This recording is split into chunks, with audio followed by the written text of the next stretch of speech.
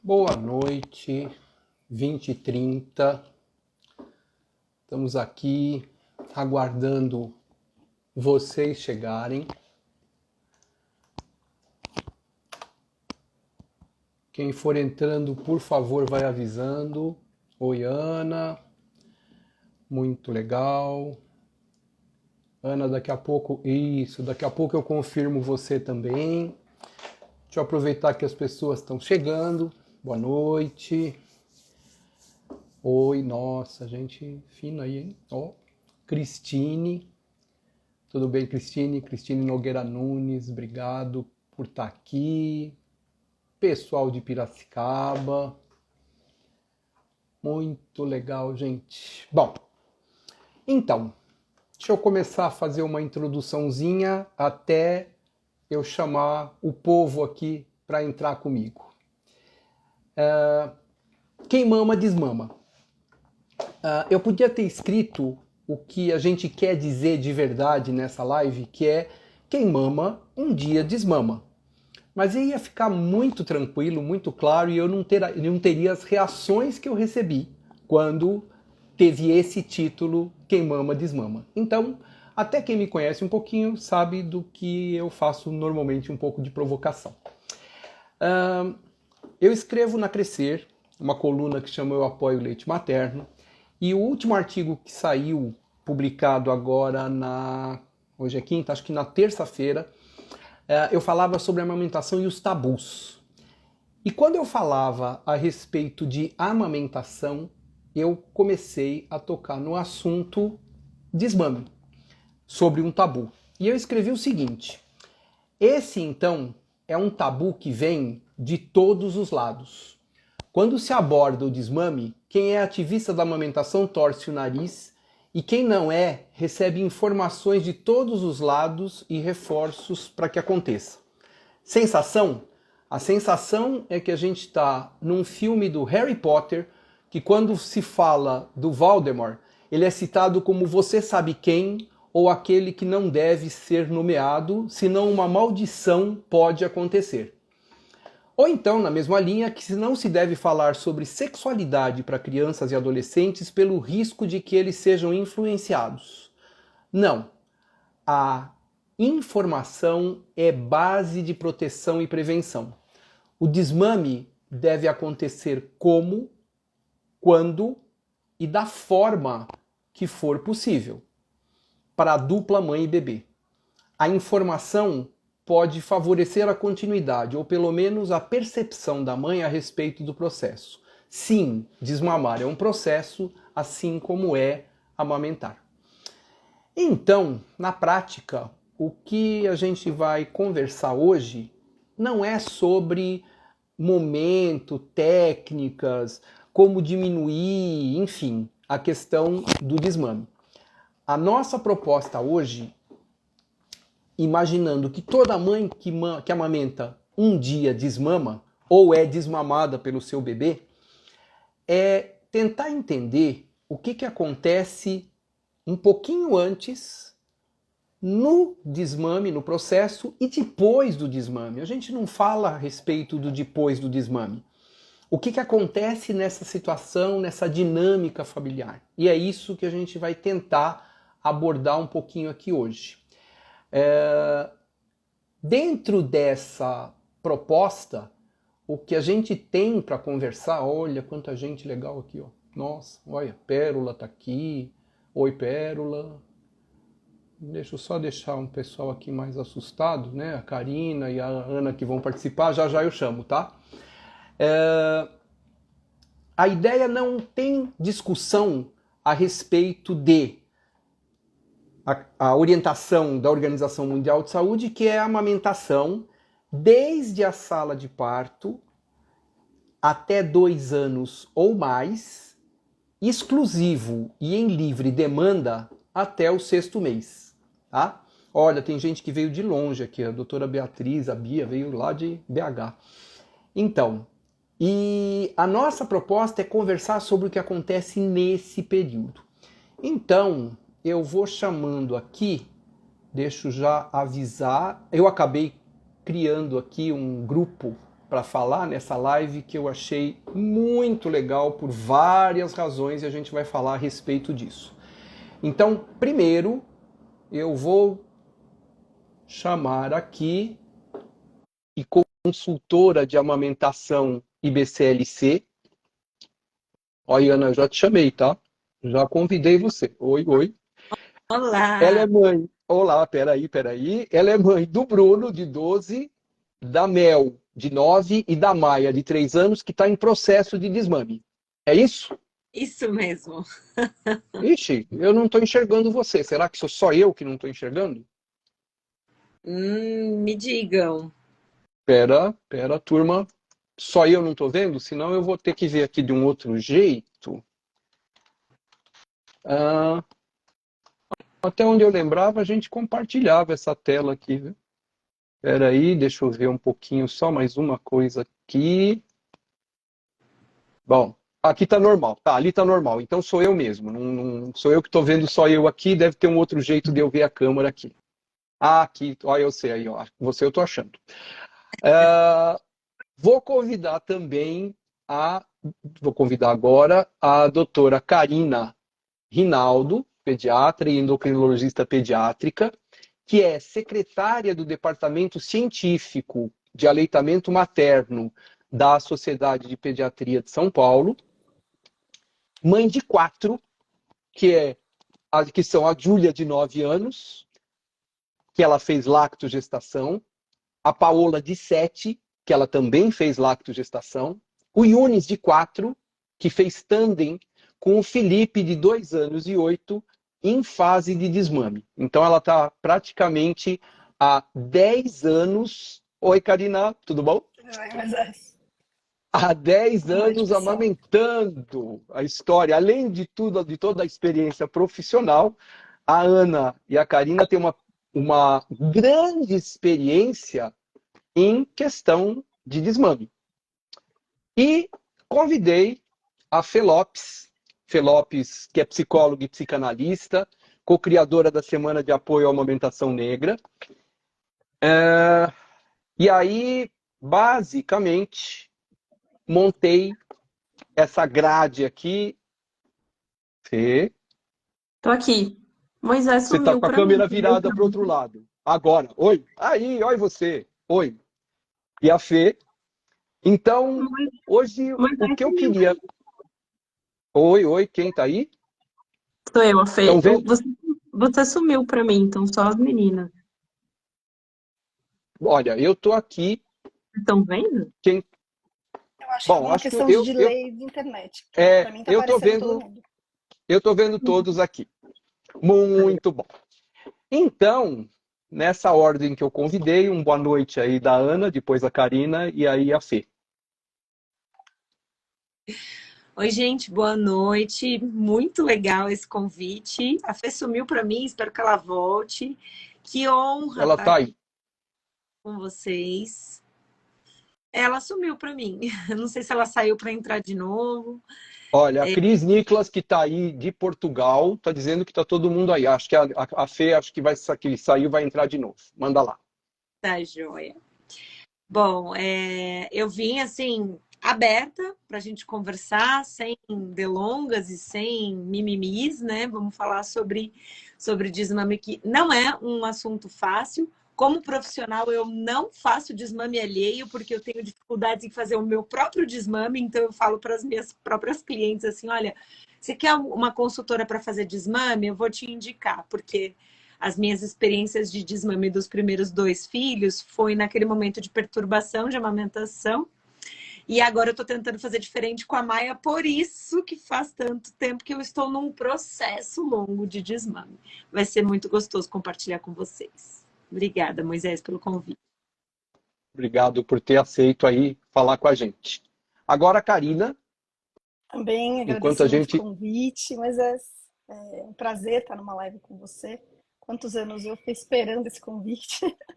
Morro de vergonha de estar na internet, de estar aqui falando com todo mundo, mas o Moisés sabe que o único assunto que eu consigo mesmo pôr a cara para falar é sobre a amamentação, que é uma paixão.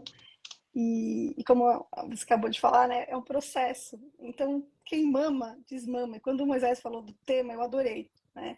É claro que a gente tem que entender, nós vamos desenvolver isso aqui na live, mas é isso, é um processo. Se tem o começo, a gente sabe das dificuldades que existem na manutenção, né, na volta ao trabalho, naquele momento que a gente às vezes pode desmamar e não quer, ou não pode às vezes, e aí chega um momento para todo mundo. E o mais gostoso é que para cada um ele é no momento, exatamente no momento em que quem mama e quem está sendo amamentado decide junto. Então, acho que isso que é o mais rico dessa live. Assim, a gente não vai ter certos e errados. Eu acho que quando a gente fala do tabu, tem que falar mesmo, porque é muito difícil, né? As mulheres sofrem nesse momento, né, por culpa. E acho que é isso. Estou aí para ouvir muito vocês, para falar um pouquinho também das minhas experiências e poder ajudar a quem quer manter a amamentação e a quem quer desmamar, seja na hora que for. Legal. Fê, você está aí? Eu convidei, eu não sei o que está. Ah, ela está aí. Então, você...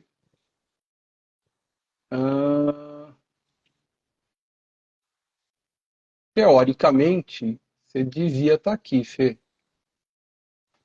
Pelo jeito,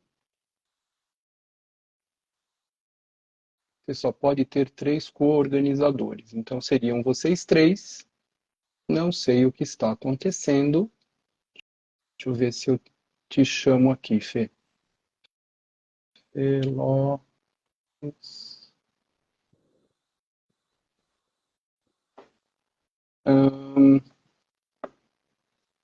Deixa eu ver se eu consigo convidar. Se a Fê... Já entendi, já entendi. Espera aí, já entendi. Não, cancelar. Você tá aí, Fê? Não. Ixi, o pior é que ela disse que me mandou e eu não estou conseguindo. Bom, enquanto a gente consegue, eu vou tentar aqui colocar a Fê. Vou pedir para você me mandar de novo o convite, a solicitação, Fê. Bom, o que a gente vai falar a respeito de desmame? Quando a gente fala de amamentação, nós estamos falando de um processo. Não tem dúvida. E esse processo não começa necessariamente quando a mãe tem o seu bebê e vai amamentar. Esse processo começa desde a sua infância, quando isso já começa a ser trabalhado, incutido ou não, com as experiências das mães, das famílias desta mulher. Só me manda o convite de novo, tá? Dessa mulher que acaba criando dentro da sua prática a questão de amamentar ou não amamentar. Além disso, a amamentação também não termina necessariamente com o desmame. Ela ainda traz consigo questões emocionais, hormonais. Para quem faz lactogestação, para quem faz tandem, tem esse tipo de evolução também. Então, a nossa proposta é tentar entender. Vamos começar um pouquinho com a Karina, falando a respeito de hormônios. Esses hormônios que fazem ou não essa diferença para... Puxa vida, tá difícil aqui. Que fazem essa diferença na tentativa da amamentação e do desmame. Existe diferença nos hormônios entre a amamentação e o desmame, Karina? Com certeza. Quando a gente começa a falar da amamentação e a gente tem muita experiência, quem trabalha com isso, a gente fala muito da gravidez, né? A consulta do pré-natal pediátrico, que a gente fala que é importante para a mãe. Quando ela vem naquela primeira consulta, a gente tem um momento de tanta riqueza para abordar o que está acontecendo com ela, né? Então, essa questão do emocional está sempre ligado com a mãe, né? Com a mãe, com a gestante, com a lactante. Porque na gravidez o corpo da mulher se transforma completamente, né? Então, a gente sabe que os principais hormônios relacionados a todas essas mudanças na gravidez é o estrogênio e a progesterona, né? Conforme vai passando a gravidez, vai aumentando os níveis desses hormônios E eles são responsáveis pela produção das glândulas, pelo aumento da produção das glândulas mamárias, na verdade, porque a gente já nasce com essas glândulas, como você falou. A mulher ela vai desenvolvendo as questões hormonais ao longo de toda a vida, né?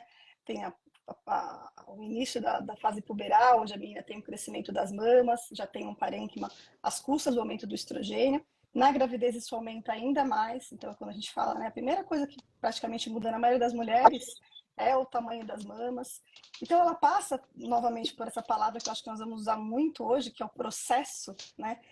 Seja o processo desse aumento das mamas, esse processo de passar pelo início da amamentação, devido a essa questão hormonal do estrogênio do estrogênio da progesterona.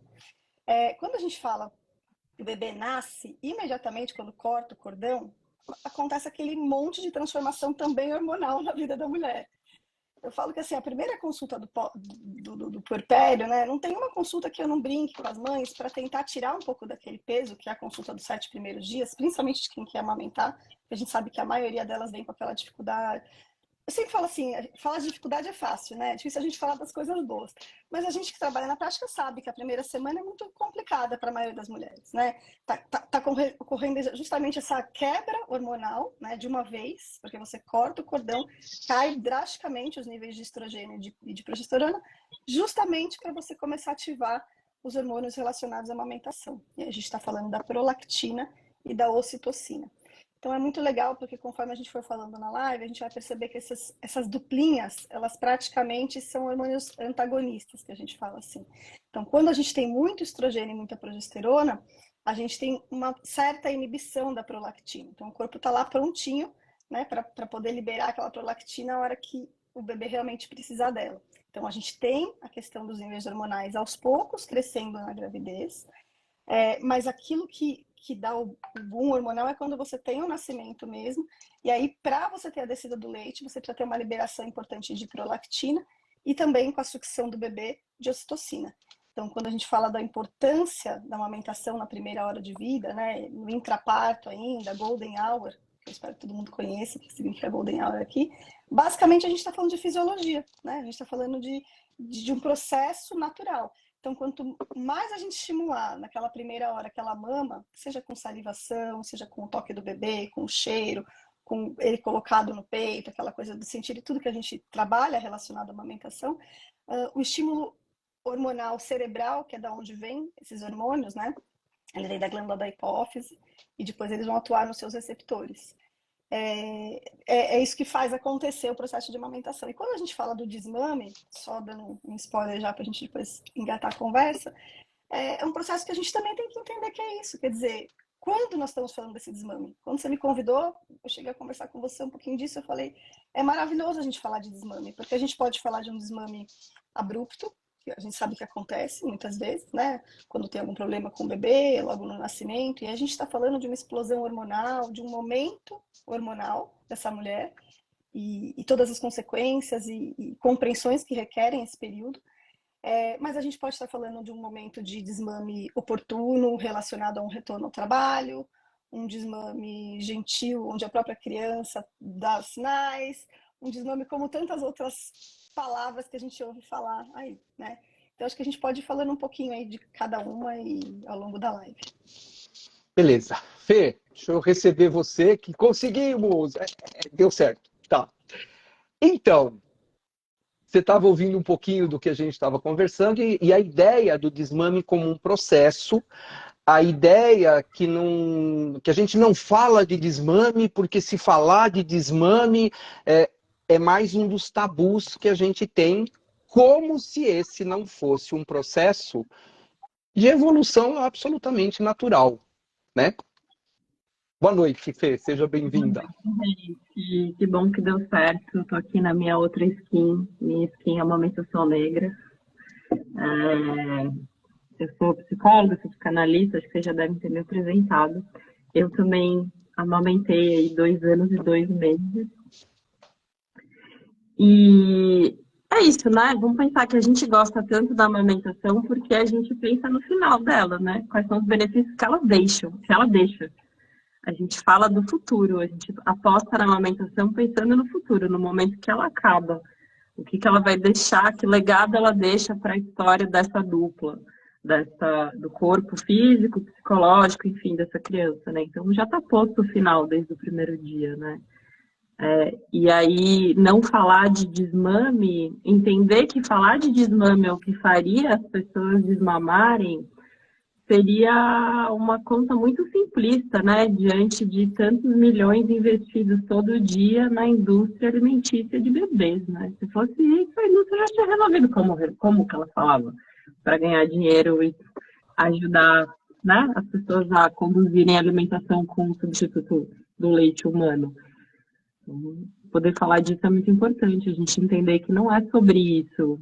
Não é isso que faz as pessoas desmamarem antes do tempo preconizado ou antes daquilo que a gente entende que é importante e tal. É muito maior do que a gente está aqui numa live de 4 pessoas falando sobre desmame, né? Legal. Ana, conta para mim se tem uma diferença, é que você mesma falou que você não gosta de falar, de atuar em desmame. Conta um pouquinho dos teus desmames. Você colocou que você teve questões importantes, dificuldades. Conta para mim um pouquinho dos teus desmames, da tua experiência. Bom, vamos lá. Os meus 2 primeiros filhos, eu estava casada, o pai era muito presente e, de alguma forma, em algum momento da vida dos meus filhos, né, naquela ideia de eu tenho que levar essa amamentação pelo menos até 2 anos, quando chegou 1 ano e 10 meses, eu comecei a me sentir bastante sufocada. Mas a minha cabeça, né, naquele pensamento cartesiano de protocolo a ser seguido, falei, não, vamos levar um pouquinho mais, está chegando 2 anos e o benefício para eles e tal. E ao mesmo tempo eu olhava para o pai das crianças e eu pensava, a vida dele é muito fácil, porque ele não é assediado em praça pública, e ele não tem as roupas rasgadas, e ele consegue dormir a noite inteira e tal, mesmo ele sendo muito parceiro e me ajudando com desmame noturno. Às vezes tinha umas madrugadas que eles pediam o peito. E aí, com os 2, o meu desmame foi abrupto, os 2 primeiros, né? Foi do tipo, eu falei, eu não tô mais aguentando, isso tá me irritando. Eles vinham mamar, eu senti uma irritação absurda. E aí, o meu ex-marido, no caso, entrou na jogada e fez, não, deixa, eu acalmo, E aí ele se virava e ele fez, entre aspas, ele fez o desmame, porque conforme eu percebi que as crianças se acalmavam no colo dele, eu fui permitindo, tipo, então tá, então a gente vai negar o peito. O Bruno foram 3 dias, assim, mamãe, só um pouquinho. E a Melissa levou mais tempo. E eu acho que até hoje a Melissa não perdoou esse desmame abrupto. Eis que o universo me deu a oportunidade de ter uma terceira. E a Maia, desde os 11 meses que eu fico assim, eu não tô mais aguentando. Porque é muito exaustivo. Eu sou mãe solo da Maia desde que ela tem 3 meses. Então, eu só pensava assim, eu preciso dormir uma noite inteira para ter paciência com ela no dia seguinte. E eu não sabia fazer esse desmame noturno sem um companheiro. E aí, o desmame noturno dela não aconteceu efetivamente até hoje, porque para eu fazer esse desmame, sou eu que vou ter que aguentar o choro da madrugada, sou eu que vou ter que levantar e arrumar outra forma. E eu acabo falando, vai. E ela vai, né? E ela tá com 3 anos agora. Eu tô conversando, eu tenho reduzido muito as mamadas, eu tenho cantado uma musiquinha para limitar o tempo, eu tenho contado para limitar o tempo, mas a verdade é que na madrugada, se ela pedir o peito 112 vezes, eu vou dar 112 vezes pela exaustão, e então eu não consigo realmente enxergar o fim da amamentação, mas enquanto tá fluindo assim, gradual. E, por exemplo, ela consegue ficar dias sem mamar. Ela fica na casa do pai 3 dias, 2 dias, e ela dorme a noite inteira e ela fica bem. Ela pede por mim, obviamente, mas ela consegue ficar sem o peito. Agora, enquanto ela tá aqui do meu lado, ela quer a mãe, ela quer o TT, só um pouquinho, um pouquinho de cada, e aí fica nesse processo. Então, eu tô deixando fluir, porque eu não quero dessa vez fazer um desmame abrupto. E eu quero elaborar essa história do desmame, porque eu nunca quis atender uma paciente de desmame, porque eu nunca resolvi os meus 2 primeiros desmames comigo mesma.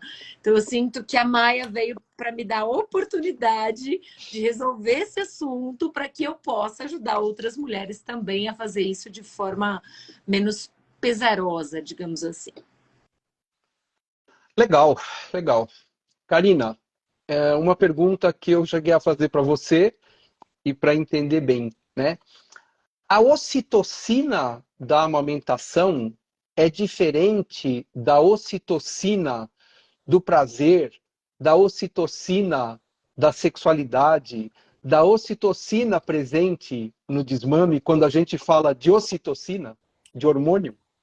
Eu estudei essa pergunta, mas é como eu estudei.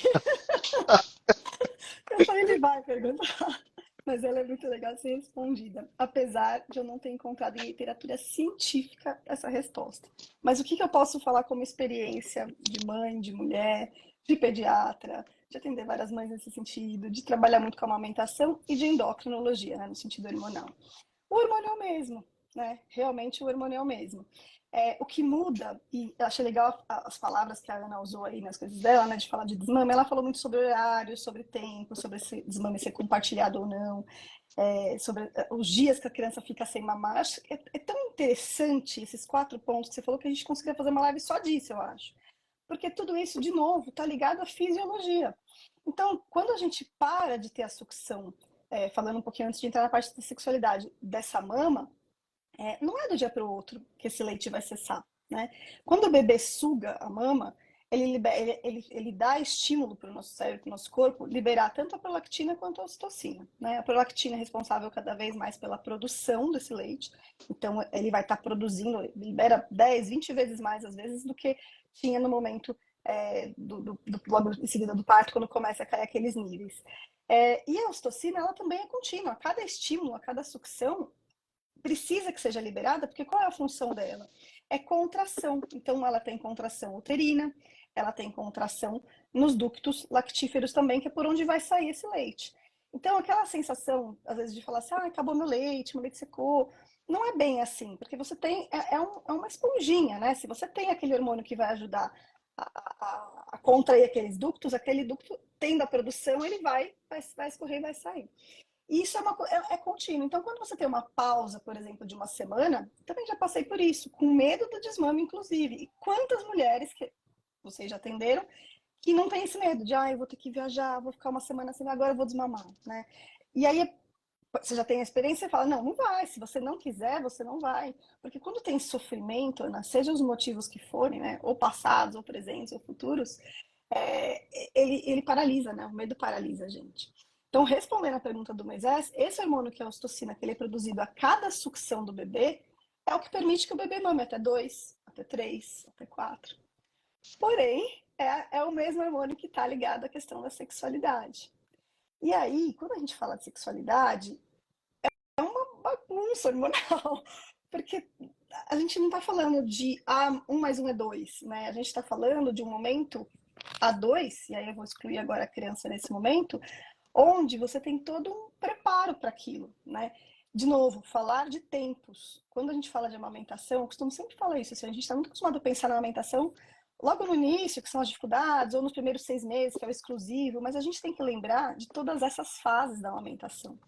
Então, quando a gente fala de um desmame, por exemplo, ou de uma ocitocina aos 40 dias, é uma questão que a mulher vai estar com a libido muito baixa, com certeza. Ela está passando por todo aquele estresse, a falta de sono.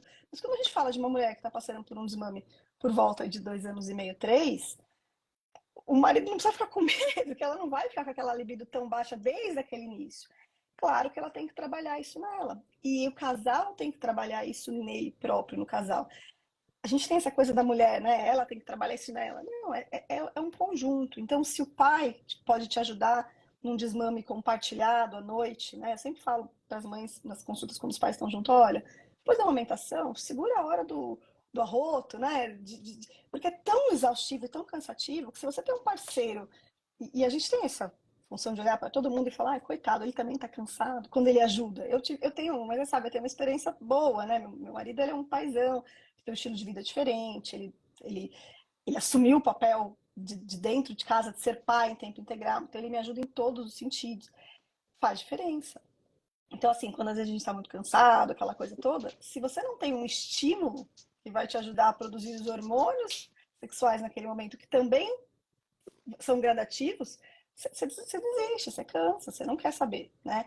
Mas é interessante a gente falar, e eu acho que isso é a resposta mais importante que eu achei, assim, que a amamentação não impede que o casal seja feliz. A amamentação não impede que tenha uma relação sexual duradoura, boa, inclusive logo após os 40 dias. Vai depender muito mais, acho que do marido nesse caso, né, do parceiro, na verdade, quando a gente está falando de amamentação, do que da própria vontade da mulher, né? Então, assim, não tem a vontade? Não, a ocitocina está lá em alta, a vontade fica lá embaixo. Mas se você vai trabalhando aquele hormônio, é mais ou menos nesse sentido que a gente está falando. Se o bebê suga mais, ele produz mais prolactina, mais ocitocina e vai produzir mais leite.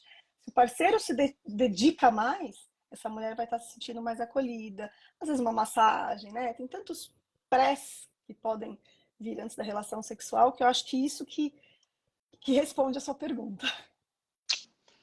Fê, quando o bebê vai começar a mamar, nasceu, e a mãe vai começar a amamentar, é um processo de um desconhecimento, de dois desconhecimentos que se encontram para criar e construir um caminho. E no desmame, que também é um momento de dois desconhecimentos que se cruzam para criar um caminho.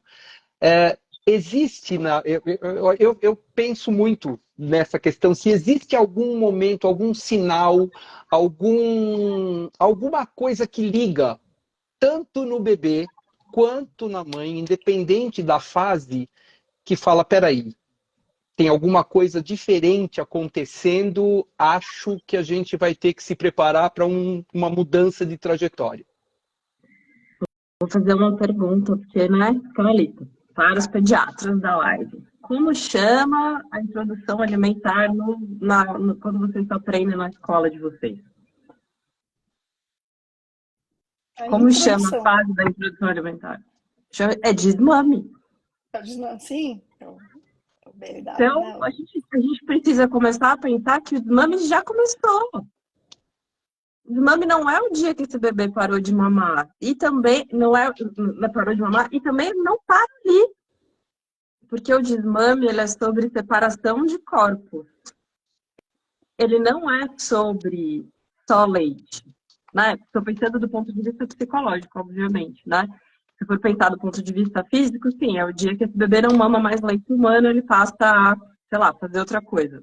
Desmame BLW traduzido é desmame guiado pela criança. Então, é isso, né?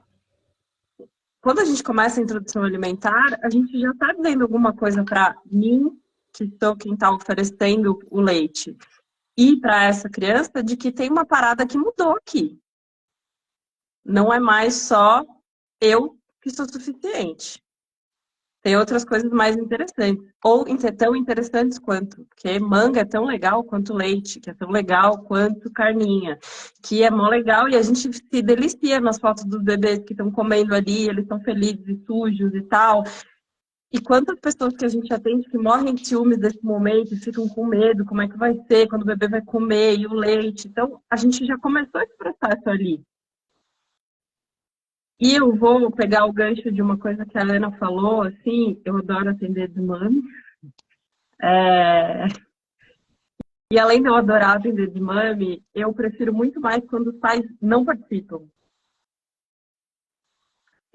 Porque eu acho que tem uma coisa que é sobre você chamar a responsa para você dessa separação, porque essa separação está acontecendo entre você e essa criança. Então, é de uma comunicação que diz, meu corpo não está mais aqui para isso, para você, mas eu tô. Eu tô aqui. O que não está mais aqui é esse objeto que por algum tempo esteve tão presente, intermediando essa relação, e que passou tanto tempo com você achando que ele era seu, e eu tô te contando que ele não é seu, ele é meu. E eu faço dele o que eu quero. E agora eu poderia te amamentar até, sei lá, quantos anos eu quisesse, mas eu decidi que eu não quero mais.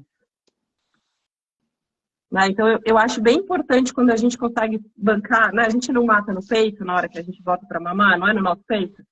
Não é a hora que a gente coloca, a gente fala, eu já trabalhei como consultora, que é, eu fico 1 hora na sua casa, 2, 3 no máximo, o resto do tempo você que vai ter que fazer o seu corre aí, de como é que você vai se virar. Então, o desmame é muito parecido para mim, assim, sabe? Que é chamar a responsa para você. Como é que é para você sustentar o choro? Como é que é para você sustentar essa separação? Como é que é para você sustentar essa presença que não é mais mediada por esse encontro boca, peito, corpo, e passa a ser por palavra. Acho que tem um pouco desse lugar, assim, nesse processo. Legal, legal. Ana, você sentiu os seus 2 desmames anteriores, eles foram abruptos. Pós-desmame abrupto do primeiro, pós-desmame abrupto do segundo,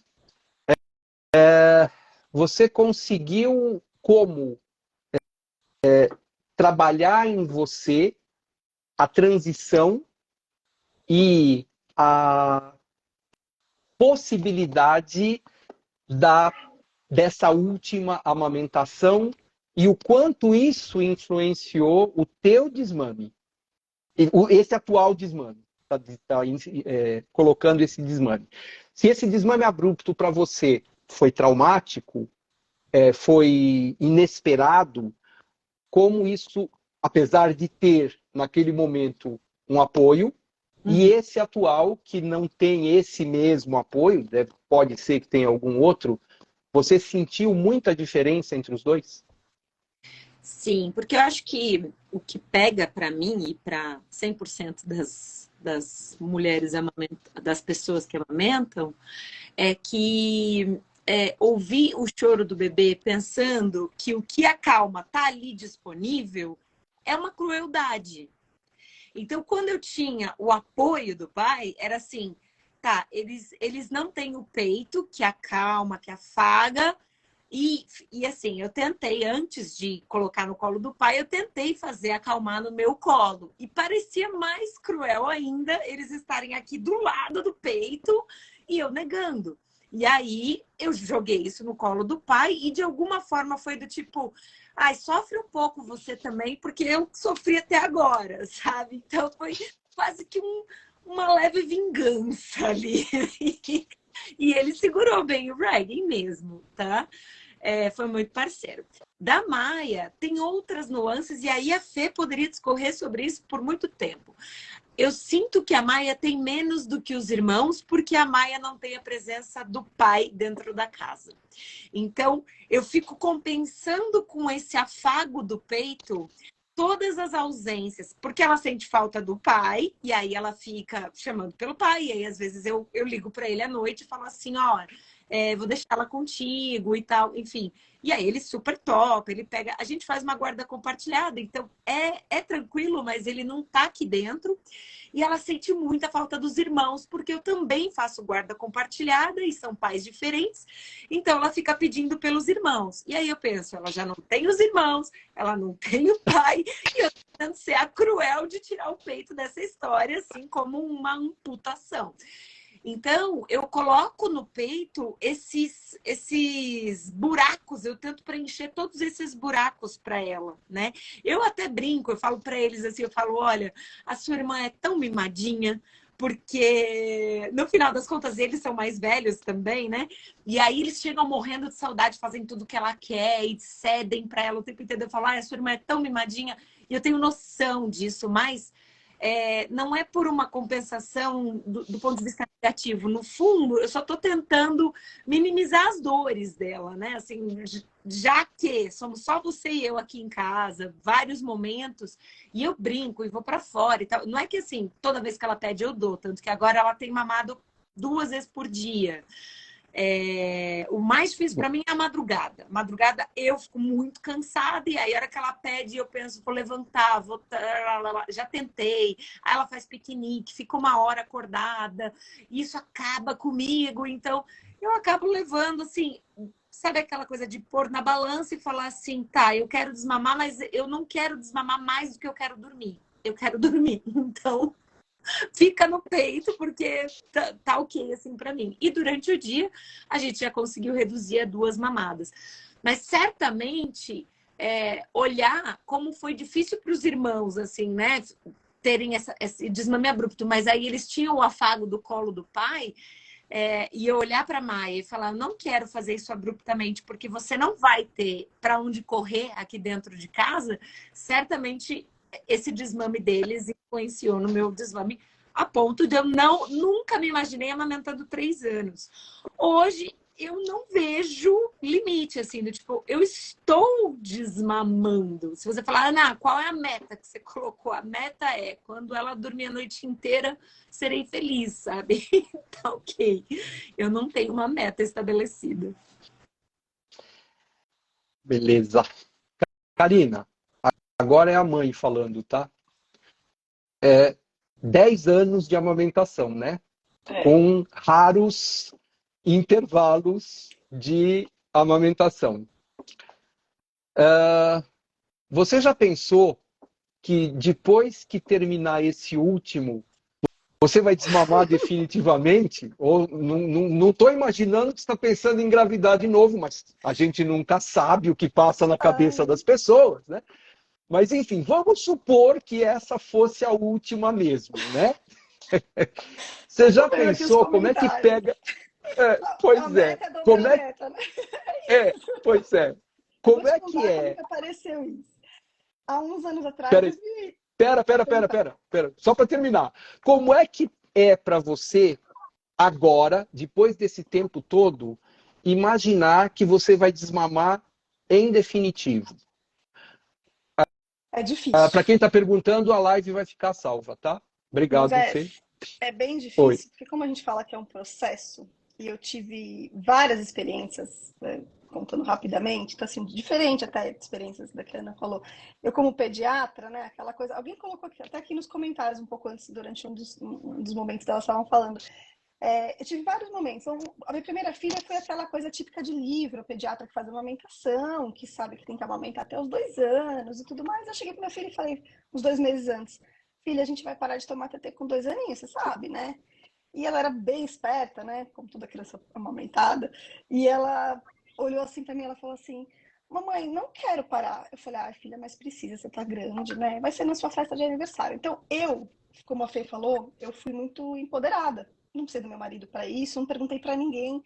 Na época eu estava fazendo o que eu achava como pediatra. Então, conversei com a minha filha, ela aceitou, ela era muito boazinha, era filha única, tinha toda a minha atenção e tudo mais.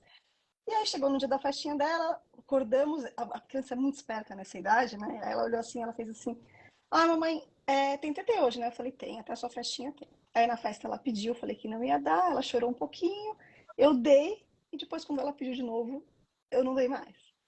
Ela chorou por uns 15 segundos, talvez, 20, e eu pensei, e juro pra vocês, gente, se fosse 21, eu tinha dado. É que era pra acontecer. Não, eu falo pra acontecer com todo mundo, porque assim, eu lembro até hoje que a hora que eu falei, filha da mãe, eu vou dar, porque eu não vou aguentar ver esse choro, como a Ana falou. Ela parou. E aí foi assim, foi muito tranquilo, foi tranquilo. A segunda foi quando colocaram aí no story, aí, né, nos comentários. Ela já estava querendo desmamar desde 1 ano e 10, porque eu chegava tarde em casa, era aquela coisa do colinho, né? Eu precisava mais da amamentação do que dela. Então hoje eu tenho essa visão, eu sei disso. Mas ao mesmo tempo é o que mantinha a gente conectada. E quando eu vejo uma mãe que fala que quer desmamar, e essas mães que trabalham fora, como é a nossa vida, né? De muitas mulheres, eu falo, pensa em todos os benefícios que você tem, além dos que a Fê falou, né? Da gente saber que são 2 anos de benefício, tem muitos benefícios. Eu sempre convenço as mães, também tenho dificuldade em orientar a desmame, mas eu sempre convenço, respeitando a vontade delas, mas por esse lado. E é fácil convencer. Você começa a falar dos benefícios, a gente é mole, né, gente? Então, assim, a mãe vai e continua. Quando ela sabe o tanto que é bom e o benefício prolongado, ela continua. Então, de 1 ano e 10 até 2 foi um pouco mais difícil, mas foi igual, com 2 eu cortei e tal. E aí só agora, essa questão do terceiro foi super tranquilo, depois eu conto, acho que o Moisés vai dar a oportunidade de falar do Thunder. Mas o Felipinho que tá agora é muito difícil para mim, porque eu tive que trabalhar primeiro a questão de saber que eu não queria mais, que eu não serei mãe do quinto. Porque se eu pudesse, eu tava lá junto com aquela mãe de 12, 13 lá, É que ela tem rede social, ela usa rede social, sem fazer julgamento disso. Eu acho que ela precisa, claro, disso, porque não dá para ser num mundo como hoje trabalhar e cuidar bem dos 12 filhos. Então você precisa ter essa ajuda da internet, né? E eu não sou dessa coisa de rede social, pelo contrário, eu acabo ficando um pouco mais reservada. Então, 4 financeiramente deu, né? E aí eu tive que trabalhar primeiro isso comigo. E não tá 100% trabalhado. Começa por aí. Meu marido que me segura. E aí pensar no desmame é isso, assim, é falar, poxa, né, acabou. E como que surgiu essa ideia de eu cair na real, que eram 10 anos? A gente estava num evento do Enan, acho que no Rio de Janeiro, em 2018, um pouco antes da pandemia, e é muito gostoso, eu estava amamentando, como pediatra, né? Você se sente uma celebridade amamentando. Sendo pediatra, então, porque não é comum, né? Mesmo entre pediatras, a gente sabe das dificuldades que tem. E aí todo mundo lá, tal. Aí eu vi que teve uma entrada na Globo, e aí o pessoal falando, o moço fez assim, quem é que tem mais tempo de amamentação aqui? E eu já tava, sei lá, com 6 anos de amamentação. E eu achei que fosse eu. E tinha uma moça lá que falou assim, eu tenho 8 anos. Eu falei, caramba, quem que amamenta com 8 anos? Sem julgamentos, mas assim, no consultório eu tenho o meu recorde lá de 5 anos e meio, que foi minha sobrinha. E não é porque me senti bem, não. Eu tentei ajudar muito a minha irmã a fazer desmame, mas é coisa de família, a gente gosta de amamentar. E eu falei, 8 anos. E aí ela foi dar entrevista e, na verdade, ela tinha 3 filhos que amamentou durante 8 anos. E aquilo ficou na minha mente e tal. E esses dias eu pensei, eu falei, caramba, né? Quantos anos de amamentação eu tenho? Eu falei, nossa, eu vou fazer 10 anos agora em janeiro. E assim, totalmente tranquila, né? Assim, eu amo amamentar. Eu não consigo imaginar meu corpo como vai se transformar. Eu não consigo imaginar como vai ser. De verdade, eu não consigo imaginar. O que eu sei é que isso que você falou, Fê, é uma coisa muito importante, né? Mas é difícil. E é esse empoderamento, também no desmame. Então, quando você fala que a gente tem que bater no peito e puxar para nós, eu concordo muito com você. Mas, pelo menos na minha realidade do consultório, o que a gente vê é muita mãe que quer ser acolhida, né? Difícil estar empoderada. Então, acho que é um papel nosso também de falar de empoderamento no desmame. Essa semana mesmo, não sei se ela tá aqui, se ela estiver, depois se ela quiser falar um oi aí, uma colega minha veio me perguntar sobre isso, assim, ela falou, deixa eu te perguntar, ela é mãe de 5, ela amamentou até, acho que quase 1 ano, os 4, e a quinta tá com 6 meses agora, e ela falou assim, ai, cara, eu não quero desmamar, mas eu tô exausta, ela fez assim, eu tô cansada. E como que fica para mim falar para ela, não, vai lá, amamenta, né? Não dá, a mulher tem o seu momento, tem o seu, né? A criança estava indo bem na introdução alimentar. Mas a hora que eu levei essa conversa, sem culpa, falei dos benefícios, conheço o perfil da mãe, pus ela lá em cima, e ela merece mesmo estar lá em cima, ela mandou uma foto, ela falou, tá aqui, ó, não vou desmamar não, tá tudo bem. Então esse empoderamento aconteceu, ela segurou aquele cansaço e falou, caramba, tô cansada, mas vale a pena, entendeu? Já passei por isso 4 vezes. Eu acho que é um pouquinho disso, assim. Mas não sei, mas tô passando pelo processo. Depois você me conta, tá? E aqui tem gente apostando que vai ter no Enan 2024 você grávida de novo. Olha, é abril, tá? Vamos lá. Fê, a Ana caiu aqui, eu vou tentando colocar ela já já. Fê, eu queria entender um pouquinho, assim, uma pediatra muito querida, Amanda Ibadi, que prestou IBCLC, participou, entrou, passou, parabéns Amanda, beijo grande. Ela tem uma frase que eu usei uma vez, que eu uso muito, que eu ouvi dela uma vez, que a gente não pode querer amamentar mais do que a mãe. Que é como a gente é pediatra, pela profissão e pela meta de amamentação, muitas vezes a gente passa um pouco da linha, do limite, sem ouvir o que esta mãe tem para nos contar. Desmame. Como é que eu vou te passar isso? Mas é assim, a proposta é, a gente não pode querer amamentar mais do que a mãe, a gente não pode querer desmamar também mais do que a mãe, mesmo que a gente perceba toda a dinâmica que isso está envolvendo. Agora, pegando um assunto um pouco mais emocional, a gente vai ter que abordar, eu acho que isso deveria ser muito mais abordado, que é a questão da sexualidade. pedir para a Karina abordar essa questão hormonal, mas essa transição de sexualidade durante o período de amamentação e a transição de persona da mãe, da mulher para mãe para mulher, que não deveria ter essa divisão, mas ela acaba existindo muitas vezes. Como minimizar, como ajudar, como acompanhar essa mulher nesse momento de desmame, nessa sua transição familiar?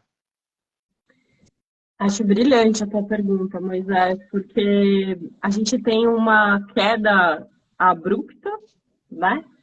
Entre muitas mulheres, muitas pessoas que estão gestando vão viver isso já na gestação, que é uma mudança. Então, a partir de agora eu sou mãe, agora eu sou um corpo que gesta, portanto não tenho desejo sexual, não transo mais, não vivo mais essa experiência. E vamos lembrar que estamos atravessados por um machismo estrutural, né? Não estamos falando de qualquer coisa aqui. São inúmeros os casos de homens que não conseguem transar com as mulheres quando elas estão grávidas, né? Ao mesmo tempo que você tem inúmeras mulheres, muitos homens objetificando o corpo de mulheres grávidas, mas você também tem esse lugar. E aí você tem uma queda, vamos pensar que tudo bem, essa pessoa transou na gestação, tá de boa, e de repente tem uma queda monstra, que é na hora que esse bebê nasce, que é você viver esse momento em que teu corpo, tua libido, no sentido do teu interesse, está voltado para o cuidado desse outro corpinho. E aos poucos, é muito importante que a gente até, enquanto profissional, vocês que são pediatras, até mais do que a gente, eu e a Ana, que vemos as pessoas muito menos frequentes do que vocês nesse primeiro ano de vida, que a gente pense quais outros direcionamentos de libido tem essa pessoa, além de nutrir, e eu não estou falando nutrir só fisicamente, um bebê. Quais são as outras coisas que te animam, que te interessam? Porque a sexualidade, ela tá para além do ato sexual, né? Eu tô aqui pensando, quais são as coisas que te geram prazer? O único prazer que você tem é esse? E aí a gente vai reeditando isso, né? E vai prolongando por várias situações que a criança nem queria estar mamando naquele momento.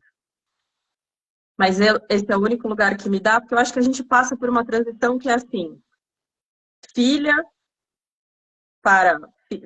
e aí filha adulta com vida sexual, mãe.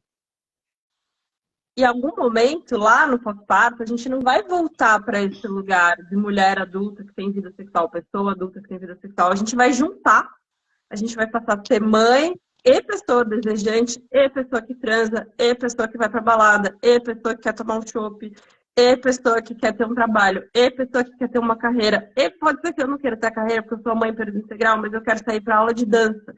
E pessoa, sei lá, né? O desmame, ele é ampliação da relação, não só minha com o meu bebê, mas minha com o mundo, né? Eu olhar para fora, é um momento, não é à toa que o bebê está a prontidão para comer, é quando ele está sentado, é quando ele está ali olhando. Ele não está mais aqui. Ele já abriu para o mundo. Se eu não acompanho, a gente também está num descompasso, né? Eu e o bebê, porque eu também preciso começar a me abrir. O que mais que tem de legal nesse mundo aqui? Além dessa função que eu faço. Porque uma hora ela também acaba, né? Muito legal. Olha, eu não sei quanto tempo dura a live, por enquanto nós temos 6 minutos para completar 1 hora. Então, eu não sei a hora que isso termina, faz um tempo que eu não faço live aqui, eu só queria um final de vocês, um fecho, e depois a gente volta, tá? Faz um pequeno desmame, depois a gente volta para a nossa vida normal.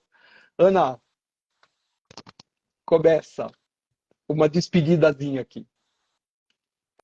Com mensagem. Vai. Escrevendo porque eu não queria interromper. Só 2 pontos que durante a live eu achei que eu devia comentar. Dentro desse meu processo, especialmente com a Maia, que me permitiu também olhar mais para dentro, né? Quando ela tinha 11 meses e eu falei, eu preciso desmamar, eu não aguento mais. e eu tô sobrecarregada e tal. E a minha ideia naquele momento era que o desmame ia me permitir dividir mais os cuidados com o pai dela e tudo mais. Ele pegou a Maia no ano novo, levou para a cidade da família dele e a Maia ficou 4 dias longe.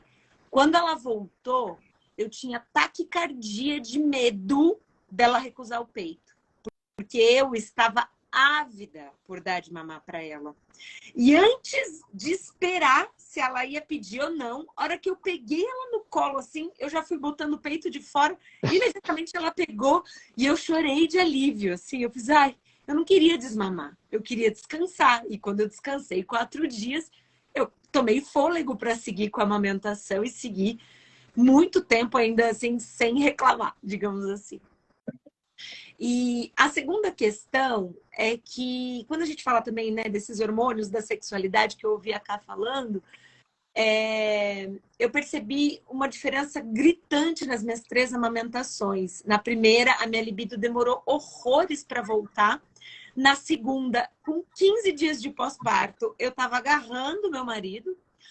E na terceira, a libido só voltou quando eu me separei. E aí, o que eu entendi dentro desses processos? No Bruno, meu filho mais velho, eu não me sentia acolhida. Eu sentia... Enfim, eu não estava bem, eu estava sobrecarregada, coisas da casa. A gente não tinha planejado muito bem o puerpério. Na Melissa, estava tudo muito planejado. Eu tinha ajudante do lar, ele estava muito mais envolvido, ele já tinha entendido os processos. Então, tudo estava muito mais organizado, dividido, ele já muito mais envolvido. Então, eu estava, assim, louca de libido. E foi muito gostoso. E na terceira, a gente já estava mal desde a gestação, então foi muito conturbado. E eu pensei, num dado momento, que eu era frígida. E quando nós nos separamos, eu tinha um desespero do tipo, meu Deus, quando é que eu vou conseguir ter uma relação sexual de novo? Porque agora, no puerpério, com a bebê, como é que eu saio? Como é que eu conheço gente? E eu desesperada de desejo sexual. Então, eu acho que as questões hormonais também perpassam pela nossa situação prática mesmo, né? Como é que eu estou me sentindo com este parceiro? E não só se tem ocitocina, se tem prolactina, se a libido está no cuidar do bebê, é também do se sentir cuidado. Desculpa, eu fui prolixa, é isso, obrigada pela oportunidade, Moisés, foi uma delícia. Karina. Eu vou começar esse finalzinho só complementando o que você falou, Ana. Só lembrando também, né? A gente falou da questão dessa diferença da sexualidade, da prolactina e da ocitocina, mas eles são hormônios também relacionados ao prazer. Então, do relaxamento. Quando você amamenta, aquela coisa que dá aquela vontade de dormir, aquela coisa toda. Então, além da questão da libido, tem essa coisa do relaxamento. E eu acho que a gente pode usar um pouco nesse sentido também, né? E eu faço, assim, várias analogias, porque realmente encontrar respostas ABC é muito difícil, porque quando tem o emocional envolvido, o emocional faz parte da parte hormonal, tá tudo conectado, né? Nós somos um ser integral aí. Eu penso assim, quando a gente fala, quando todo mundo conhece essas histórias, né, das mães que não podiam aumentar, hoje em dia a gente tem muitas técnicas de indução à lactação, claro. Mas aqueles primeiros casos que falavam de mãe adotiva, olha, eu coloquei no peito e sugou, e acaba que consegue amamentar, mesmo sem ter gerado, né? Mesmo nesses casos até com mais naturalidade, isso acontece. Por quê? Porque você vai aumentando os níveis hormonais gradualmente, né? Na gravidez isso acontece e no desmame também. Então, quando você fala dessa questão da diferença, né, do estilo que você estava com seu parceiro, nós temos que estar bem conosco, gente. Eu acho que é isso, sabe? Quando eu falo nós, é nós mulheres, é nós parceiros, é nós crianças. Eu lembro que eu contei aqui para vocês essa questão da minha irmã, eu lembro que eu falava para ela, tá na hora de desmamar, tá na hora de desmamar, né? As pessoas achavam que eu forçava ela a amamentar, porque é pediatra, amiga da amamentação. E eu tava ensinando ela a desmamar. E chegou um momento que ela chegou a combinar com a filha dela, que com 5 anos, a criança tá bem esperta, de falar que tinham desmamado. E aí ninguém mais encheu o saco delas. E aí eu falei, Carol, desmamou? E eu sou, além de irmã, sou tia, pediatra, madrinha. Eu falei, e aí, desmamou mesmo? Aí desmamou, aí ela olhava pra ela e fazia assim. Desmamamos, agora ela só come maçã, né? Fazia assim. Então, era uma combinado com a criança. E tudo bem. Eu acho que o ponto que foi gostoso desse desmame dela também foi esse, porque chegou em 5 e um dia ela falou, Mãe, agora tá bom, né? Agora tá bom. É como você falou, Ana, você tá esperando esse momento. E talvez o seu seja com 3, com 4. Alguém colocou aqui sobre essa questão, né? Esperar quando não é mais pra. Ah, você vai pra depois. Desculpa. É só para ver se a Fê se despede, depois se der, a gente volta e Não, tá bom. continua até a hora que eles mandarem a gente embora, tá bom? Então é isso. Foi um Desculpa. prazer falar um Fê, pouquinho mais. Eu Fê, queria finalizar fazendo uma indicação, assim, falando duas coisas, que o desmame, ele é uma responsabilidade de um adulto, não é de uma criança.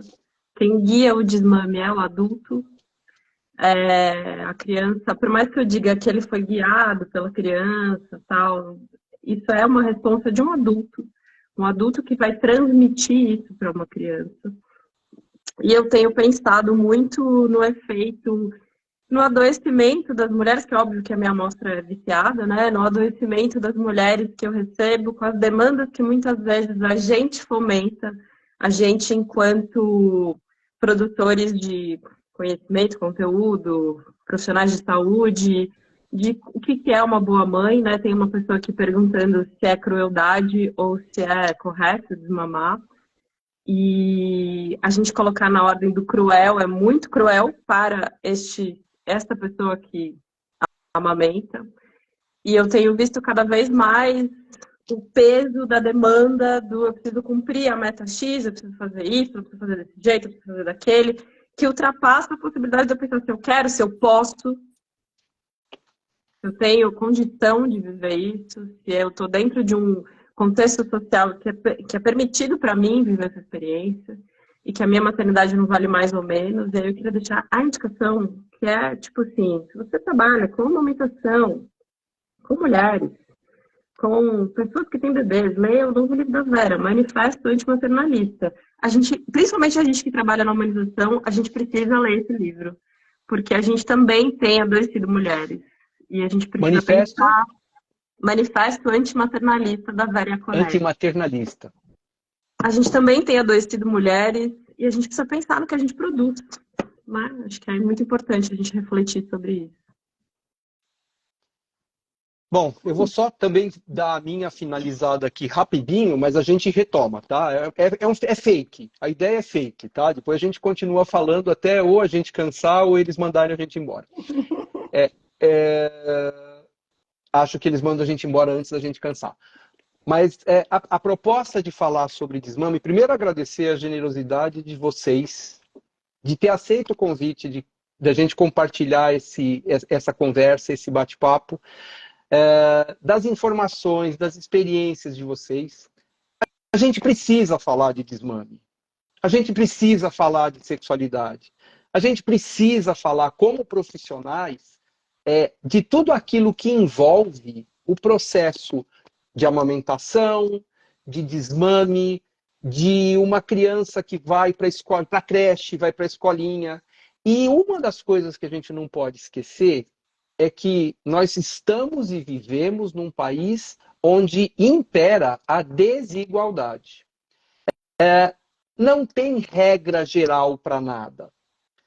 É lógico que a gente quer aleitamento materno exclusivo até o 6º mês, e aí a gente fica falando de todos os benefícios que isso representa, e uma mulher trabalhadora informal que tem que voltar ao trabalho com 1 mês de vida do seu filho, ou porque ela é a principal, ou porque ela é a única fonte de renda da família, isso traz para a vida dela uma repercussão.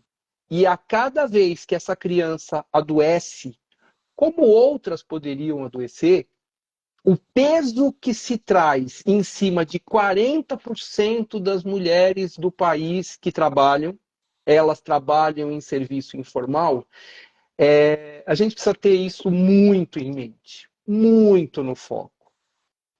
Pesar menos essa mão, pesar menos a nossa fala. Acho que todos os profissionais que trabalham com saúde deveriam fazer um curso de aconselhamento. Aconselhamento te faz compreender um pouco melhor o outro. Né? Eu não preciso amamentar ou desmamar para entender o que se passa, ou pelo menos para escutar o que se passa na vida de uma mulher que amamenta e que desmama. Eu sempre falo que quando eu entrei no caminho da amamentação, a melhor questão que a amamentação, que esse caminho me trouxe foi gente. Gente como vocês. Gente que me ensina a cada dia a importância de ouvir, a importância de sentir, a importância de respeitar o outro. E quando eu entro num curso, numa aula com muita gente, todo mundo fica falando muitas coisas a respeito de técnicas, de gastos e de custos e de como manter a amamentação, eu fico um pouquinho entristecido de entender que ali está se falando de grana, ali está se falando de... não está se vendo o todo. A gente está muito no micro, tá? Depois do desabafo, a gente pode continuar, tá? Obrigado e agradecer vocês. A gente vai continuando até tirarem a gente daqui, tá? Ana, conta. Aí, você escreveu aqui, ser consultora não é pregar a palavra, é ser apoio para que essa pessoa que amamenta aflita com sua exaustão ou culpa possa desabafar e ser acolhida, não julgada ou convencida. Tá. Mas eu queria, na verdade, terminar de ouvir a Karina falando. Para mim, eu acho que, na verdade, vocês fizeram... Eu acho que foi um combinado. Vocês fizeram essa live para me ajudar. Eu vou fazer, na verdade, tá? Tomei uns tapas na cara, ela nem imagina, assim, ela como bateu aqui, assim, porque de alguma forma é cômodo para mim, né? Falar assim, não, vou deixando, eu vou deixando. E aí a Fê fala assim, você é adulta dessa relação, Ana, é você que tem que guiar esse processo. Eu, saco, Fê! Que saco tem para isso? Mas foi tão rica para mim que vocês não imaginam. Eu acho que no final das contas, alguém que falou assim, ó, a Ana Garbulho tá precisando desmamar, não tá conseguindo, faz uma live aí, finge que ela é convidada, dá um apoio para ela. Eu cheguei a pensar nisso, né? Eu falei, o Moisés me convidou porque eu acho que ele tá achando que eu tô... É uma intervenção terapêutica, entendeu? É uma intervenção terapêutica. A gente combinou. Foi... Ai, gente, perdão. Eu acho que precisamos ver quem são as duas próximas mães que a gente vai convidar, né, Fê? Assim a gente dá um... É uma armadilha, é uma armadilha. Olha para a câmera, apertadinha. Mas é só contar o que aconteceu comigo uma vez e que eu morri de medo que isso caísse nas redes sociais. Há alguns anos eu atendi o parto de uma pessoa que estava vivendo a segunda gestação e blá, blá, blá. E eu não vou me prolongar no processo de parto, mas assim, ela conseguiu um parto respeitoso no segundo filho, e no primeiro tinha sido uma cesárea enganosa, blá, blá, blá. E aí o primeiro ela não amamentou, porque não teve apoio, né? Essa pessoa que indicou a cesárea também não apoiou a amamentação. E aí no segundo filho, ela estava seguindo amamentando. E esse bebê tinha 10 dias quando ela virou para mim, 11 dias quando ela falou para mim assim, Ana, eu não quero mais amamentar. Eu não quero mais. Aí eu falei, mas as coisas estão melhorando, estão caminhando, né? As fissuras já cessaram e tal. E ela virou para mim e falou assim, eu não consigo olhar para os meus filhos e entender que o segundo tem tudo que eu não consegui dar para o primeiro. Inclusive a presença do pai, porque o primeiro também foi uma gestação solo e tal.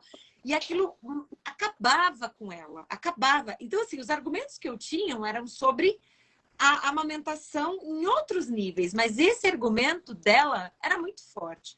E eu disse para ela assim, vamos respirar hoje e amanhã a gente conversa para saber se até amanhã você ainda acredita que é isso que você quer realmente? E no dia seguinte eu cheguei e ela falou, Ana, é isso que eu quero. Não quero mais seguir amamentando, tá? Tá me fazendo mal amamentar esse filho e olhar para o outro e falar, ele não teve um parto respeitoso, ele não teve a presença do pai, ele não teve meu peito, não dá, tá me fazendo mal. E aí eu ajudei ela no processo de desmame.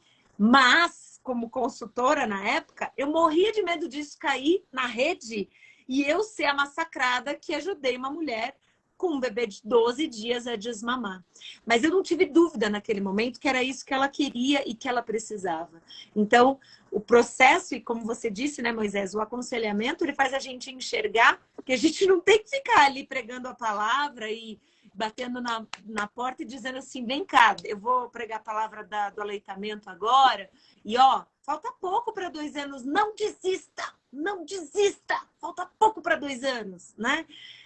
De fato, essa bandeira eu já larguei há bastante tempo, e hoje já não tenho mais medo nenhum, inclusive dessas histórias caírem, porque conheço o olhar que eu tenho sobre as pessoas que estão amamentando, que é mais forte do que pregar a palavra, ou bandeiras, ou ativismo, qualquer coisa assim, né?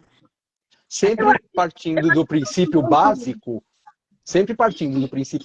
que essa mulher está informada. Exato.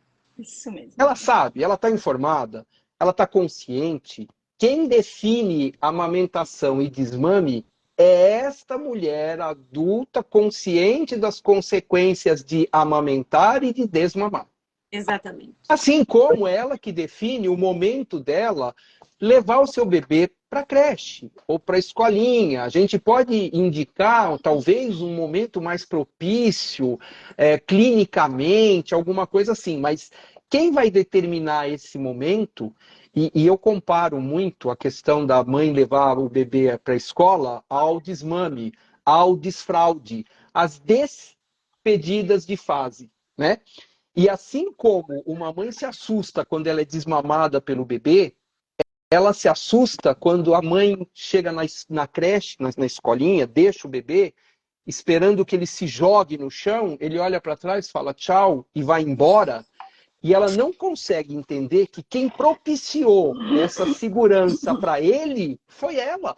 Exato. E essa dificuldade, até essa ficha cair, é incrível como a gente precisa explicar isso para ela durante uma consulta.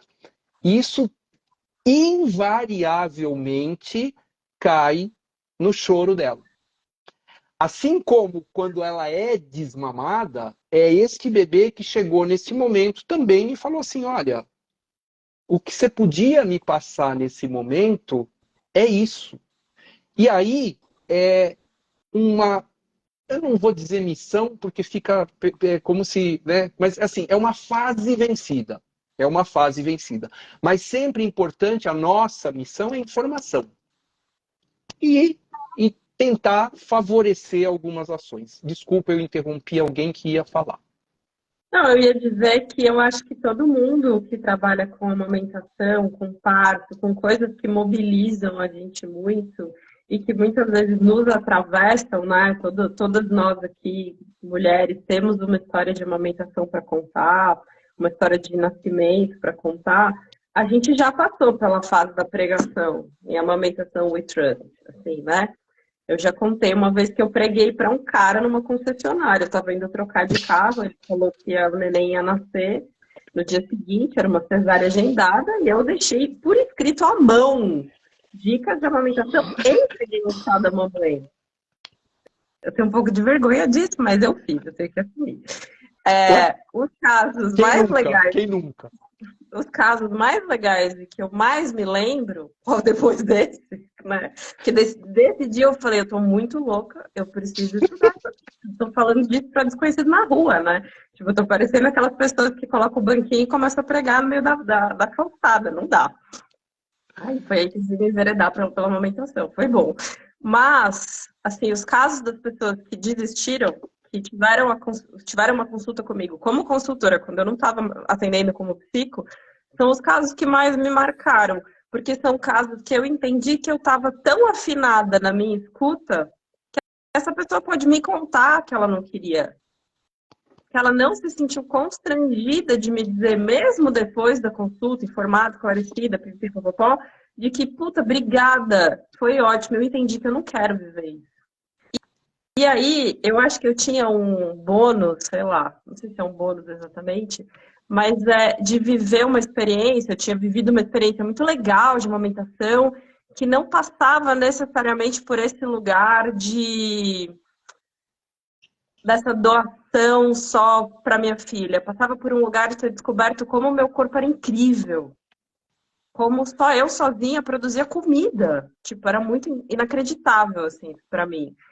E eu não fui amamentada nem um dia, porque eu fui adotada recém-nascida, né? Então, quando as pessoas traziam para mim esse conteúdo o vínculo, não vai ser inteligente, porque tem o estudo do sei lá quem, que diz que o bebê fica muito doente. Eu ficava, é mesmo? Porque eu tinha encarnado em mim mesma uma outra experiência, né? De o que é vínculo, o que é A2C, o que é inteligência, sei lá. Eu tinha encarnado em mim uma outra experiência que também me dava esse bônus de pensar, puta, não é, nada garante isso que a gente está dizendo que garante. A gente não é só biologia, né? Karina, você ia falar alguma coisa, você ia complementar. Complementa agora, aproveita. Que uma coisa que, assim, que eu aprendi ao longo da minha prática era... Eu vivenciei muito esse processo também, né, de pregação. Poxa, depois que eu faço toda essa informação, como é que ela não quer? Como é que não pode? Então, como a gente vai ficando mais frente, é isso. E aí, hoje, por exemplo, eu aprendi o porquê. Eu acho que o porquê salva tanta lamentação no meu consultório, gente, na minha vida. E quando a mãe chega, que ela vai falar que ela quer desmamar, doutora, ela quer desmamar, fala, tudo bem, tá, o que aconteceu, né? Porque tô cansada. A Ana falou muito isso, aquela questão noturna, né? Mais da metade das respostas é porque eu quero desmamar à noite. É muito legal você pegar o que as mães querem. Eu quero desmamar. Por quê? Várias respostas que eu já obtive assim. Porque eu tô cansada, eu quero ir numa festa, não consigo tirar o vestido, fica puxando meu peito. Ou então, mãe, eu não quero sair na rua, eu não quero mais, me incomoda. E tudo bem, eu respeito essa mãe que fala. Me incomoda o fato de... A gente fala, né, que nós somos, às vezes, pressionadas na rua. Às vezes a mãe tem vergonha, às vezes ela não quer ficar mostrando o peito. E tudo bem, né? Então, eu ouço muito a história dessa mãe. E quantas vezes a gente não atua? Não no desmame, mas nessa questão do sono, e na questão da alimentação complementar, na questão da creche, na questão do parceiro, na questão da libido, né? Tantas questões relacionadas que a gente falou aqui nessa live em relação ao desmame. Então, eu queria deixar isso claro, assim, que eu acho que tentar entender o porquê ajuda muito, né? E a outra coisa também que vocês comentaram, eu falei, eu vou falar, essa coisa da compreensão, né? Eu pego uma frase para mim também que eu faço do lema da minha vida. O que é a compreensão? É você entender as pessoas dentro do limite delas. E quando isso é muito forte, assim, é muito filosófico. Quando você para entender o limite delas, entra em vários pontos que a gente também falou aqui hoje, né? Não adianta a gente querer trazer a nossa realidade, né? Todo o nosso conhecimento, ou então aquilo que a gente vivenciou na nossa experiência clínica, pessoal, familiar. A gente precisa entender aquela pessoa naquele momento. Porque ela vai viver uma segunda gestação, que é um outro momento, uma terceira, uma quarta, uma quinta, enfim. E pode ser que ela não queira vivenciar mais nenhuma, né? Quantas consultoras vocês não conhecem, como eu conheço, que se tornaram excelentes consultoras depois que tiveram alguma dificuldade na amamentação, né? Então, eu acho que é um pouco por aí, assim, compreender aquele momento, como o Moisés falou, a diversidade, né? Eu trabalho numa instituição que a amamentação, uma das áreas que mais faz acontecer lá dentro é a área da diversidade. E é muito interessante você ver como a diversidade abraçou a amamentação, né? Você fala, puxa, que legal. Por quê? Porque a gente sofre tanto preconceito. Nós somos tantas minorias. Nós que amamentamos até 3 anos e 8, até 2 anos e 8, até 2 anos. Nós que amamentamos até 1 ano, né? Mas eles virem mais, põem os números nas aulas dele. Todo mundo aqui sabe muito bem como é difícil chegar até 1 ano de aleitamento. Então, quem amamenta mais do que 6 meses começa a vivenciar aquele processo de preconceito logo de cá. Então, imagina quem amamentou 2 e 8, quem está tranquilo com essa amamentação.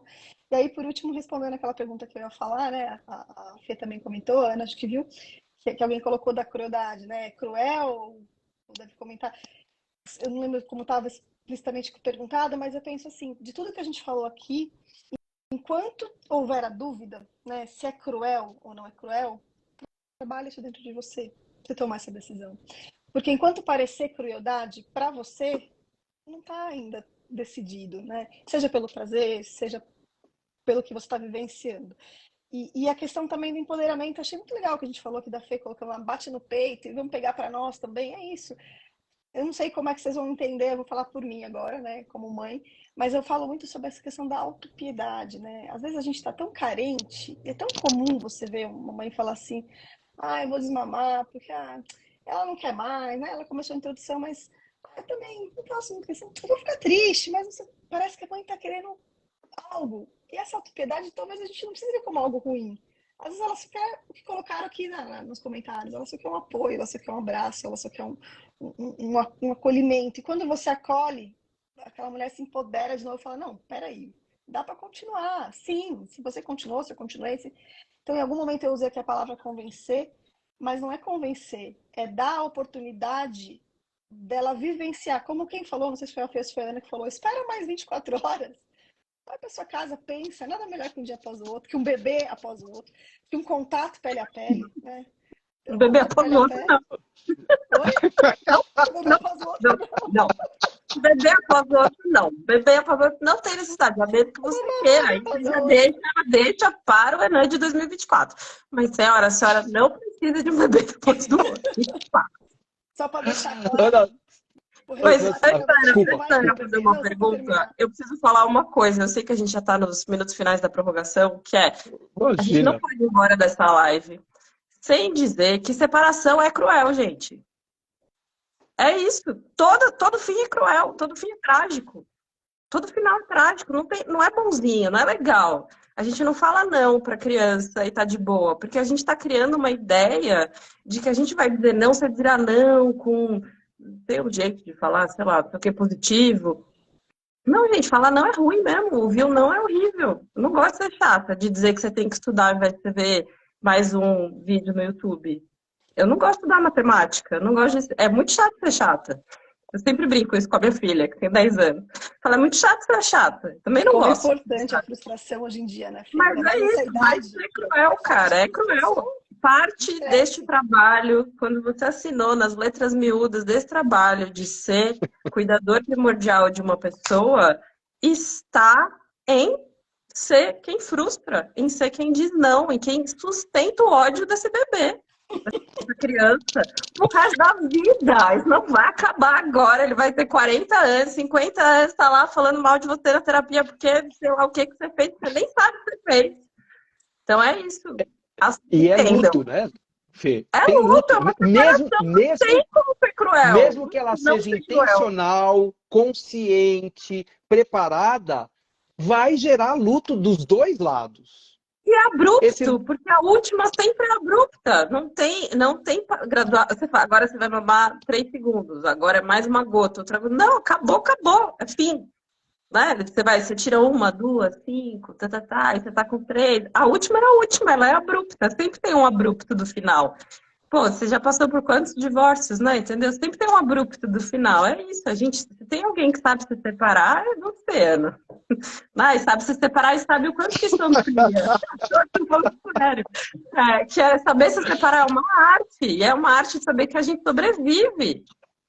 Então, gente, levem isso pra vida. É cruel, separação é crueldade, é sobre isso, e tá tudo bem, a gente tá bem com isso, fiquem em paz. Mas deixa eu fazer uma pergunta antes que a live acabe, porque é algo que, por exemplo, toda vez que eu tô conversando com pessoas que não são da nossa bolha, né, sobre o desmame, alguém vem com uma fórmula mágica. Passa uma gota de não sei o quê, bota um band-aid e tal. E aí eu queria ouvir a opinião de vocês dessas histórias de tipo assim, pingou, sei lá, alguma coisa amarga no peito, e aí o bebê, tá ruim, o peito não quero mais, e aí ele rompe com essa amamentação, e aí? Sabe qual é a sensação? Falta de repertório. Jogar a responsabilidade para o outro. Achando que eu te engano, o me engana que eu gosto, né? Você vai sofrer menos. Eu vou sofrer menos. Se eu não estou conseguindo agir de uma forma que seja o coerente, o como eu gostaria de um relacionamento sincero entre 2 seres humanos, busca ajuda. Para tudo isso que você falou, a gente pode colocar quantos nãos você precisar. E isso não é uma questão de julgamento, de método. Não, é uma questão assim. Isto é uma despedida. Isto é uma renovação, isso é um preparo para uma nova fase para a qual provavelmente nem a mãe, nem o bebê estejam preparados. Acho que a vida da gente trabalha em construção, destruição e reconstrução constantemente. Falei, pronto. E a minha opinião é isso aí, pronto. Eu concordo muito próximo com o que o Moisés falou. Eu só acho que, assim, a gente conhece pessoas que fizeram isso e poderiam agora aqui, algumas quem tiver comenta, né? Eu fiz e foi bom. Então, de novo, ele colocou bem claro, isso não é um julgamento, concordo. Eu acho que a informação, já falou aqui, informação é tudo. Então, para uma mãe que faz desse tipo, ela não teve a informação. Então, eu não posso julgá-la, né? Meu papel é trazer essa informação como ele está trazendo. Mas eu acho assim, como essas relações, elas são muito... A gente falou muito do emocional, essa coisa da mãe do bebê, da tríade, né? Quando tem o papel do pai. Eu acho que vai da família. Então, assim, se a pessoa não teve informação, fez e deu certo, é importante. Mas você falou pra mim, quando ele convidou pra fazer a live, ele falou, seja feliz, sabe? A gente fica toda cheia de dedos, né? Você contou os seus medos, eu também tenho os meus, a Fê deve ter os dela, o Moisés tem os dele. Seja feliz, sabe? Você quer desmamar com 5, quer pôr a pimentinha? Tudo bem, mas assim, não vem perguntar pra mim, não é isso que eu vou te orientar. É o que o Moisés colocou, né? Se a gente puder, quanto mais tranquilo for esse processo, né? Quanto mais for um processo, quanto mais tempo durar e for gostoso, não for abrupto, não for ruim pra ninguém, melhor, né? Pra não causar traumas em ninguém, como a Fê falou. Eu acho que é isso. Mas assim, acontece. A gente sabe que acontece e tem gente que deu certo. Precisa entender o que você quer dizer com dar certo, né, Karina? Dar certo quer dizer desmamar? Se a pessoa fica... não, desmamar. Então, desmamar, desmama não tem mesmo. Problema, e a mãe não tem um problema. Por exemplo, de repente a Então, pessoa fez isso, pôs um pano, pôs... Eu conheço mulheres veja que só, fizeram. também tudo bem mais ou menos, né, Karina? Porque a gente está vendo o imediato. O que isso traz? Mas, assim, a sensação de bem-estar. Pode ser que lá na frente tenha, se você quiser colocar. Então não está tudo bem. Mas eu digo, assim, eu conheço mulheres que desmamaram desta forma, vamos colocar assim, e que poderão dar... e que não tem problemas psicológicos com isso. Desmamei, fiz... Será que eu fiz certo? Será que eu fiz errado? Eu acho que assim, aí entra a questão do julgamento. Eu acho que é delas falarem, sabe? Assim, talvez eu não faria de novo, a pessoa poder falar se tiver uma segunda oportunidade. Mas eu acho que quando a pessoa faz consciente e ela se sente bem, isso não traz um malefício para a criança, por exemplo. Né? A gente falou de passar alguma coisa, mas por uma gotinha mais amarga. É frustração. A criança não toma um remédio amargo e tem que tomar paciência. Eu entendo dessa forma, assim. Eu já vivenciei pacientes que fizeram assim. Não é a maneira que eu acho melhor, mas é como eu falei da compreensão. Foi a maneira que elas escolheram. Mas entendo o outro lado. Eu acho que seu bebê, suas regras, né? Então... Porque mesmo que a pessoa tenha informação, ela pode escolher fazer desse jeito, e é isso, né? Parte do que a gente aprende no aconselhamento é seu bebê, suas regras. Parte do que a gente vivencia enquanto cuidadores de pessoas que estão cuidando de outras pessoinhas é auxiliar essas pessoas a terem autonomia para a tomada de decisão da vidinha delas, com os filhos delas, né? Eu me lembro muito... de quando a Estela era bebezinha, de me perguntarem, a Estela já tinha passado de 1 ano, não, tinha passado 6 meses, não lembro exatamente que época, mas enfim, já comia. E aí eu comentei que eu estava dando um chá, nem lembro que chá que era, e uma colega me perguntou, o pediatra deixou? Eu pensei, por que eu perguntaria para o pediatra se eu posso dar água quente para minha filha? Tem um processo que a gente precisa construir, que é esse de autonomia em saúde, que por vezes a gente infantiliza os nossos pacientes adultos, de que banca aí seus BO. Você quer fazer desse jeito? Eu estou te explicando aí. Eu acho que esse caminho aqui tem isso aqui, esse caminho aqui tem isso aqui, esse caminho tem isso aqui. Mas lá na sua casa, eu não estou lá. Então, quem vai tomar essa decisão é você. Quem vai tomar a decisão de levar para creche, de desmamar, de se vai fazer o desfraude neurocompatível, desfraude, sei lá o quê, é você. Sustenta aí seus BO, né? A gente está num momento de como é difícil a gente sustentar as nossas decisões. Então, para mim, a parte mais legal de ter filho nessa fase que eles são pequenos é que a gente ainda manda muito mais neles Porque quando eles são maiores, que daí não dá mais para eu falar que são só as minhas regras, né? A Ana também tem filho grande, que é isso. Então, enquanto eu posso falar, né, o meu bebê, minhas regras. Mãe é insubmissa, né? É a melhor parte da maternidade. Deixa eu esclarecer uma coisa, né? No final, a decisão sempre é da mãe, Karina. Não tenho nada, não é esse o ponto. Eu estou me colocando como o profissional, porque foi assim que eu entendi a pergunta da Ana. O profissional orientando uma mãe. Essa não vai ser nunca a nossa orientação. Com certeza. O entender, a mãe fez, a mãe faz. Me incomoda muito mais quando alguém toma uma atitude por ela.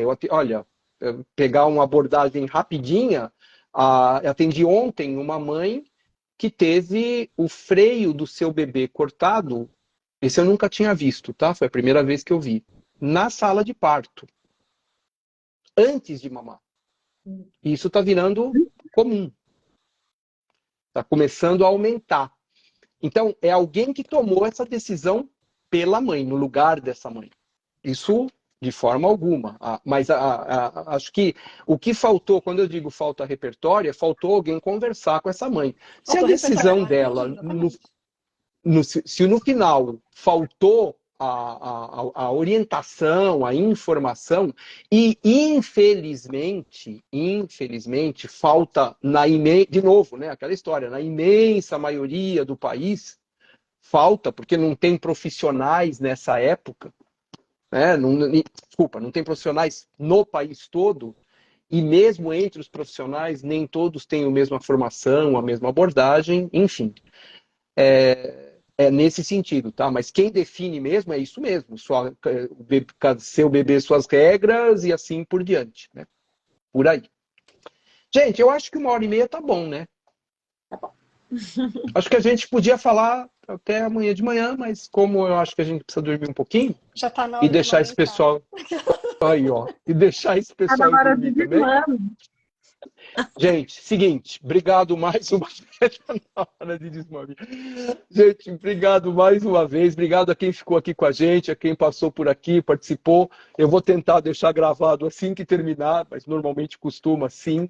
Fica gravado e que possa ter sido de 1h30 gostosa, agradável, divertida para nós, porque eu saio cheio de amor aí, de carinho. Vocês são demais, incríveis. Gente, obrigado. Obrigada, mulher. Obrigada. Beijo pra vocês. Beijo para todo mundo. Tchau, tchau. Eu não sei se eu vou falar com você ou se eu vou fugir de você agora. Não, fica. Beijo. Beijo.